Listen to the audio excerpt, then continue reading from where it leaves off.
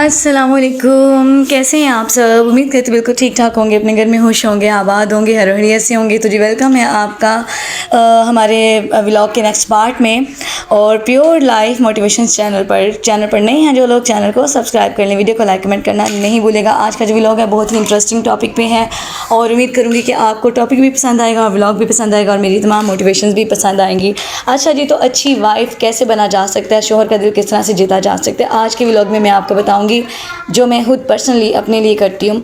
सब first of all तो आपको अपने शोहर के खाने पीने का ख्याल रखना चाहिए, क्योंकि शोहर की जो मोहब्बत है ना, उसका रास्ता पुराने से पुराने लोग बोल गए हैं कि जी पेट से होकर गुजरता है।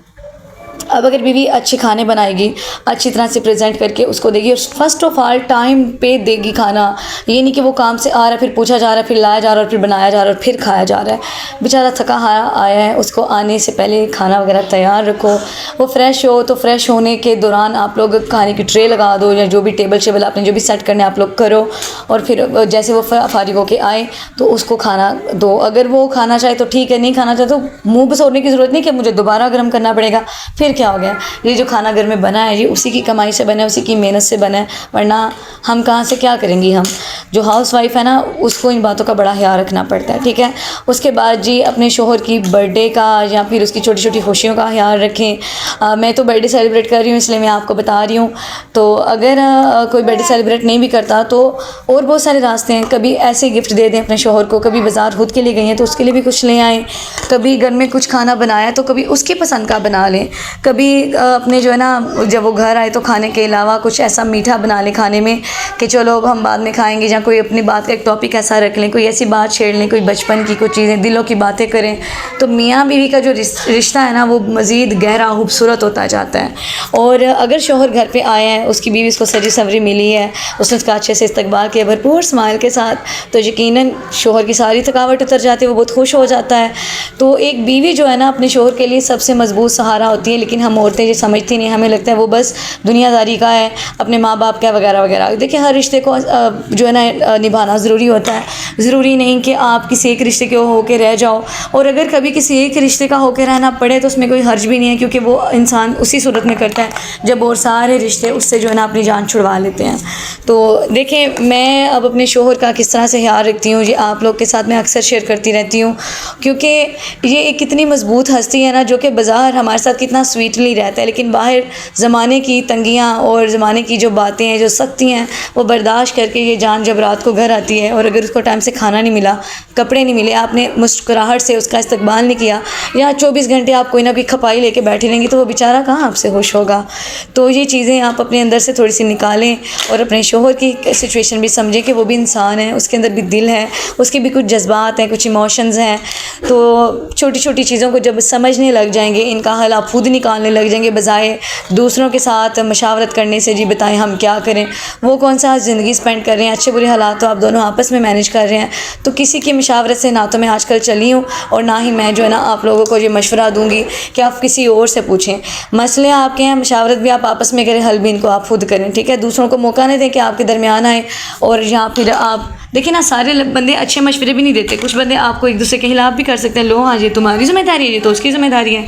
तो घर चलता है दोनों की ज़िम्मेदारियों से। शोहर कमा कर लाता है और बीवी उस कमाई को अच्छे तरीके से खर्च करके अपने घर को बेहतर से बेहतरीन बनाती हैं। तो आज जी जैसे कि मेरे शोहर की बर्थडे थी, तो साथ ही साथ आपको बता दूँ मोटिवेशनल टिप्स थी, वो आपको कैसी लगी प्लीज़ कमेंट में बताइएगा। तो आज थी जी जनाब मेरे शोहर की बर्थडे और 13 अगस्त को होती है और ये 13 अगस्त का जो है ना व्लॉग है। तो मैंने आपसे कहा था कि मैं नेक्स्ट पार्ट में इंशाल्लाह उसका बकिया का हिस्सा आपके साथ शेयर करूँगी। तो यहाँ पे जी उन्होंने केक कट कर लिया, हम सब ने खाया पिया, शवारमे बहुत टेस्टी बने थे, बहुत अमेजिंग बने थे। अगर आप लोगों को इसकी रेसिपी चाहिए होगी तो आप लोग मुझे कमेंट करिएगा, मैं नेक्स्ट इंशाल्लाह आपके साथ ज़रूर शेयर करूँगी, जहाँ आपको इसकी डिटेल्स बता दूँगी अपने दूसरे व्लॉग में।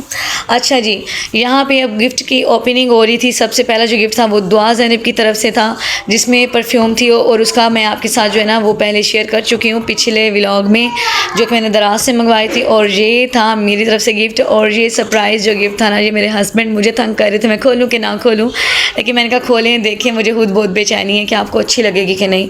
अच्छा हुआ क्या ना, ये ना मैंने इनको फ़ोन किया था कि मुझे अपनी वेस्ट बताएं, वेस्ट कितनी है आपकी।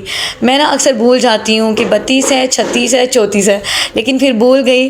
मुझे अक्सर थोड़ा बहुत भूलने का भी मसला हो जाता है, ख़ास करके तब जब मैं बहुत ज़्यादा डिप्रेस या किसी बहुत ज़्यादा टेंशन में कोई काम करती हूँ। तो जिस दिन जब मैंने ये परचेज़ की थी तो मैं टेंशन में ये थी कि पीछे बेटियाँ अकेली हैं, निबर के पास छोड़ कर आई हूँ, तो वो रो ना रही हो, दुआ उठ ना गया वगैरह वगैरह।